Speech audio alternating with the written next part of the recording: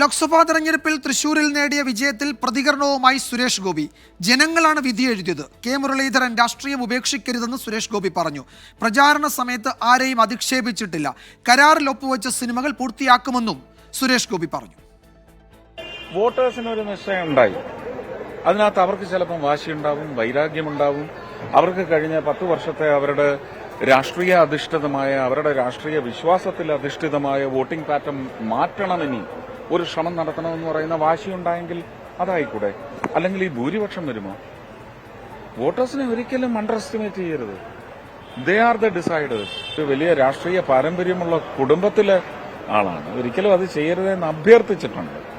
ഇനി അതിനെയും മൊട്ട ബാങ്ക് അക്കൗണ്ട് എന്നൊക്കെ പറഞ്ഞ് തിരിച്ചെന്നെ പുച്ഛിക്കാനാണെങ്കിൽ ഞാൻ ഒരു ചേട്ടൻ എന്ന നിലയ്ക്ക് അത് അങ്ങ് സ്വീകരിക്കും. അത്രയേ ഉള്ളൂ. എന്റെ പാഷനാണ്. എനിക്കതെന്റെ ബ്രെഡ് ഏണറാണ്. അപ്പോൾ എന്റെ കുടുംബം, അതിലെ ഒരു 5% പ്രതീക്ഷിച്ചിരിക്കുന്ന വേറൊരു സമൂഹമുണ്ട്. അവർക്കൊക്കെ കൊടുക്കണമെങ്കിൽ കാശ് വേണ്ട. എല്ലാം നടക്കണം.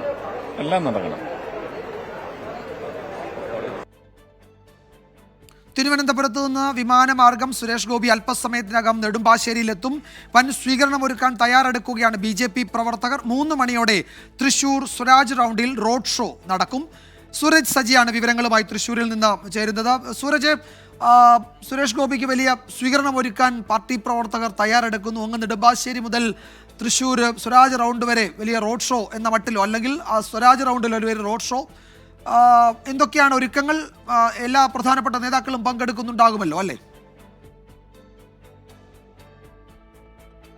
തീർച്ചയായും വിജയകുമാർ, ഈ തൃശ്ശൂരിലുണ്ടായ വിജയം അത് വലിയ ആഹ്ലാദത്തിലേക്ക് കൊണ്ടുപോകാനാണ് BJP പ്രവർത്തകർ തീരുമാനിച്ചിരിക്കുന്നത്. അതിന്റെ ഭാഗമായിക്കൊണ്ട് തന്നെ നെടുമ്പാശ്ശേരിയിൽ എത്തുന്ന സുരേഷ് ഗോപിക്ക് അവിടെ നിന്ന് തന്നെ കാർ മാർഗമുള്ള റോഡ് ഷോ, അതായത് കാറുകളായിരിക്കും സുരേഷ് ഗോപിക്ക് അവിടെ നിന്ന് തൃശ്ശൂർ വരെ അകമ്പടി ഒരുക്കുക. അതിനുശേഷം ഈ സ്വരാജ് റൗണ്ടിൽ എത്തിയതിനു ശേഷമായിരിക്കും ഈ റോഡ് ഷോ അടക്കം നടക്കുക. അത് അദ്ദേഹം കാൽനടയായിക്കൊണ്ട് തന്നെ ഈ തൃശ്ശൂർ സ്വരാജ് റൗണ്ടിലൂടെ നടക്കും എന്നുള്ളതാണ് പറയുന്നത്. 25,000-ലധികം പ്രവർത്തകർ ഈ പ്രകടനത്തിന്റെ ഭാഗമാകുമെന്നും അറിയിച്ചിട്ടുണ്ട്. എന്തായാലും 3 മണിയോടുകൂടിയായിരിക്കും തൃശ്ശൂരിലെ പരിപാടികൾ നടക്കുക. അല്പസമയത്തിനകം തന്നെ നെടുമ്പാശ്ശേരി വിമാനത്താവളത്തിൽ സുരേഷ് ഗോപി എത്തും.